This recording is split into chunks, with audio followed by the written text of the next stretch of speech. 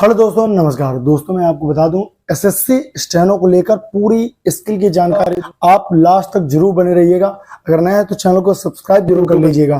दोस्तों, मैं आपको बताने जा रहा हूं कि इस बार एसएससी स्टेनो में रामधारी डी पे नहीं आएगी और ये बिल्कुल एग्जैक्ट बात है। आप लोग इसको बिल्कुल में हवा में लेने की कोशिश मत करिएगा, ठीक है। इस पिछली बार आप लोगों ने देखा होगा 2023 में पहले आपका डी आया था। डी में जब पहली बार मैटर आया था तो आपको पता होगा एडिटोरियल दे दिया था उन्होंने, ठीक है, और वही पुराना मैटर दिया था उन्होंने।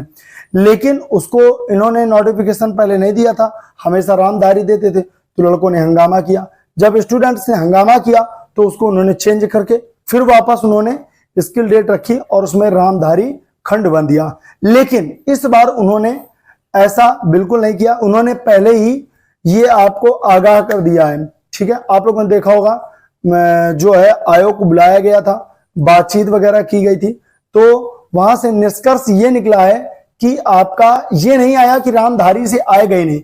उन्होंने ये कहा इस बार प्रशासनिक मैटर जो सुनने में आ रहा है वो प्रशासनिक मैटर आएगा। तो आप लोग प्रशासनिक मैटर तैयार करिएगा, ठीक है, और इस चीज को बिल्कुल कंठस्थ कर लीजिए। डी में आपका प्रशासनिक मैटर आएगा, ठीक है। तो आप पहले बेसिक करिएगा, एडवांस आउटलाइन करिएगा। एडवांस आउटलाइन करने के बाद रामधारी रट डालिएगा। रामधारी रटने के बाद आनंद अष्टलिपिक आप करिएगा। आनंद अष्टलिपिक के बाद आप जनसत्ता एडिटोरियल करिएगा। इतना अगर आप कर लेंगे तो आपका 101% सिलेक्शन हो जाएगा। इसके बाद आपका आते हैं सी वालों में। सी वालों में क्या करना पड़ेगा? आप ये करने के बाद जनसत्ता आपको कम से कम 120 तक करनी पड़ेगी और रामधारी खंडवन आपको 120 तक करनी पड़ेगी। इस चीज को आप लोग बहुत ध्यान से करिएगा, ठीक है। आप बेसिक करिएगा, एडवांस करिएगा, रामधारी खंडवन आप 120 तक करिएगा, रटी होनी चाहिए। और इसके बाद जनसत्ता आप 110 तक करिएगा कम से कम। तब आपको जाकर स्किल में सी निकल पाएगा, ठीक है।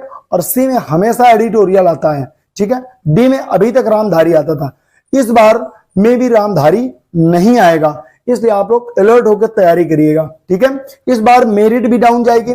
मेरिट पिछली बार 145, तो इस बार आपकी 140 से 142 के इर्द गिर्द देखना आपकी मेरिट घूमेगी, ठीक है।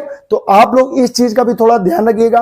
पिछली बार आपकी वैकेंसी जो थी वो 1.5 के राउंड में थी, इस बार आपकी 2 के ऊपर है। तो आप इस चीज को मद्देनजर लेकर तैयारी करिएगा, ठीक है।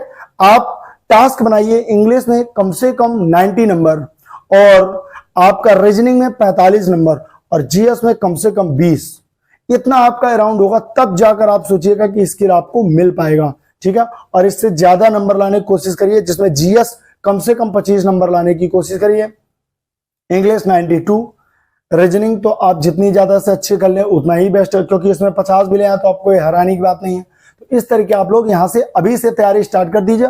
और जो स्टार्टिंग अभी कर रहे हैं, जिन्होंने स्टार्टिंग अभी एसएससी की स्किल की स्टार्टिंग करी है, 1 महीने में बेसिक करिए और 1 महीने में किसी से बेसिक करिए, किसी भी टीचर से करिए। तो आप एकदम से कैश पैसा मत दे दीजिएगा कि इकट्ठा 6000 कोई मांग रहा है 10,000, तो आप बिल्कुल मत दीजिएगा। आप मंथली पेमेंट करके और धीरे धीरे करके आप करिएगा कि धीरे धीरे करके हम तैयारी करेंगे।